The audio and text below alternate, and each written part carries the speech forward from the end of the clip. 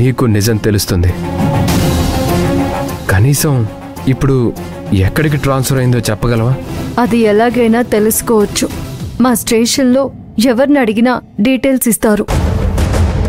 అన్నట్టు మీరిక్కడికి వచ్చింది ఇది అడుగుదామనేనా? అలా అని కాదు, ఇదే అని కాదు, ఇంకో విషయం ఉంది. అనుకున్నా. ఏమీ లేకపోతే తమరిలా రారు కదా. ఏంటో చెప్పండి. అది సిరి నిన్ను రకరకాల ప్రశ్నలతో ఇబ్బంది పెడుతుందని తెలుసు, కానీ...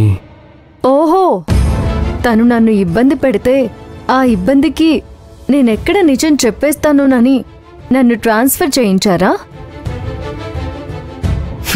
నాకిప్పుడు అర్థమైంది.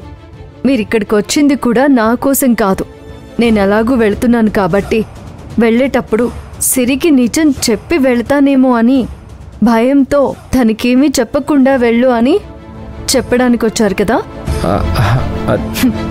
నిజం చెప్పాలంటే నాకు ఈ విషయంలో చాలా సంతోషంగా ఉంది.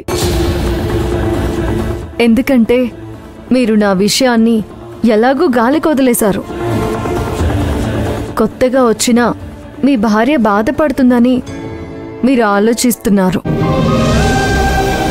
కనీసం తన గురించైనా ఆలోచిస్తున్నందుకు నాకు సంతోషంగా ఉంది. చూడండి, మీరు ఊహించినట్టు తనకి నేను ఏ నిజమో చెప్పను. మీకు మాటిస్తున్నాను.